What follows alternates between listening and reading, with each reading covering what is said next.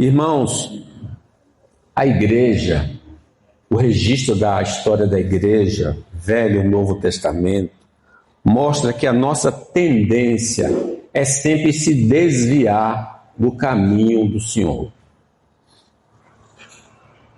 A destruição do Reino do Sul, por exemplo, registrada aqui nessa passagem, se deu porque eles desobedeceram a Deus e foram para o cativeiro, passando 70 anos ali. Quando você vai para o Novo Testamento, as igrejas recebem alguma repreensão doutrinária ou moral. Alguém está se desviando da doutrina, alguém está se desviando da moral. Mas as últimas igrejas, no Apocalipse, as 7 igrejas, 5 recebem repreensões.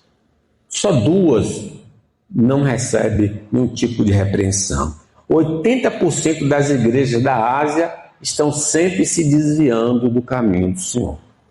Esse salmo aqui lembra o período que o povo na Babilônia, 70 anos no cativeiro, e de repente, diz assim o livro das Crônicas: no primeiro ano de Ciro, rei da Pérsia, para que se cumprisse a palavra do Senhor por boca de Jeremias, despertou o Senhor o espírito de Ciro, rei da Pérsia, o qual fez passar pregão por todo o seu reino, como também por escrito, dizendo: assim diz Ciro, rei da Pérsia, o Senhor, Deus dos céus, me deu todos os reinos da terra e me encarregou de lhe edificar uma casa em Jerusalém, que está em Judá. Quem dentre vós é de todo o seu povo, que suba, e o Senhor seu Deus seja com ele.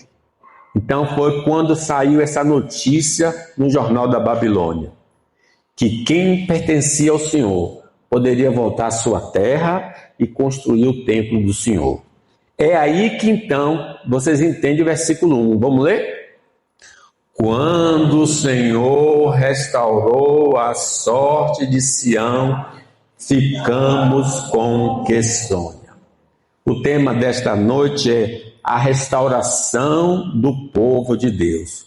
Aqui nos mostra os princípios que ali se manifestaram para que o povo do Senhor caído pudesse se erguer. E esse versículo 1, então, revela que a restauração do povo de Deus é obra do próprio Deus. Quando o Senhor restaurou, foi usando o governador Ciro, ímpio, que decretou que o povo voltasse e construísse então o templo. O povo de Deus, se não vigiar, pode cair em tentação e se tornar temporariamente influenciado pelo pecado. O Senhor Jesus nos disse: vigiai e orai, para que não entreis em tentação. O espírito, na verdade, está pronto, nós já fomos regenerados, mas a carne é fraca, ainda temos resquício da velha natureza. Quando o povo de Deus está sendo influenciado pelo pecado, ele não terá poder em si mesmo de sair das garras da transgressão. Eles não tinham armamento na Babilônia, eles não tinham exército, eles não tinham como sair, a não ser que houvesse uma intervenção divina, como houve, para tirá-los de lá. Quem dá lugar ao diabo, à carne e ao mundo, acaba sendo grampeado por eles. E não pode sair dessa jaula, não pode sair da gaiola do diabo, enquanto Deus não abrir essa gaiola.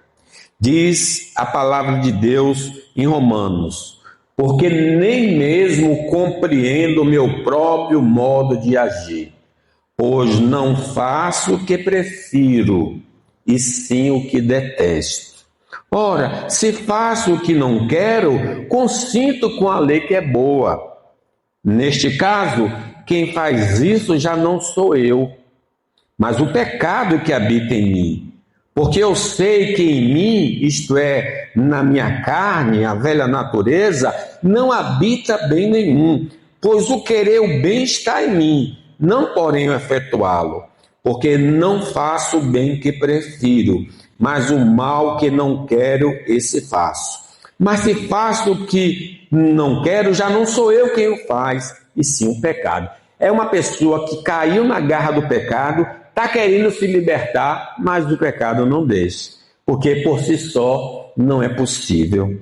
Quando o crente dá lugar ao diabo, ele se torna uma marionete de Satanás para viver em desobediência ao Senhor. O diabo vai controlar a vida dele, a mente dele. Ora, é necessário, diz o apóstolo Paulo, que o servo do Senhor não viva a contender. Sim, deve ser brando para com todos, apto para instruir, paciente, disciplinando com mansidão os que se opõem, na expectativa de que Deus lhe conceda não só o arrependimento para conhecerem plenamente a verdade, mas também retorno à sensatez, livrando-se ele dos laços do diabo, tendo sido feitos cativos por ele para cumprirem a sua vontade. A pessoa está presa, é escrava momentaneamente, voltou ao Egito, então é preciso que Deus torne a tirá-lo de lá. Quando o cristão peca voluntariamente, passa a ser influenciado pela velha natureza e as obras da carne se manifestam em sua vida. Diz o apóstolo Paulo, as obras da carne são conhecidas: prostituição, alguns exemplos: impureza, lascívia, idolatria, feitiçarias, inimizades, porfias, ciúmes, iras, discórdias, dissensões, facções, invejas, bebedices e glutonarias. A vida do crente começa a manifestar essas obras, porque ele deu lugar à carne. Diz: ande no espírito e não satisfareis o desejo da carne. Quando deliberadamente optamos pelo pecado, nossa mente será influenciada por crenças e comportamentos mundanos. Aí é o que diz o crente mundano. Ele não pensa como Deus deseja, ele pensa como o mundo e age como o mundo. A desobediência do crente ao Senhor vai lhe trazer muitos danos. Por isso, viver no pecado não é opção para o servo do Senhor. Nunca será. Nós devemos fugir. O salmista fala: enquanto calei, envelheceram os meus ossos pelos meus constantes gemidos todo dia, porque a tua mão pesava dia e noite sobre mim, e o meu vigor se tornou em sequidão de estio. Sem então a intervenção divina, é impossível ao cristão sair das garras do diabo, do mundo e da carne. Paulo diz assim: não deis lugar ao diabo. Não é que o crente fica possuído pelo diabo, é que o crente passa a ser influenciado pelo diabo. O diabo fica sempre soprando e ele acaba seguindo o conselho dessa besta.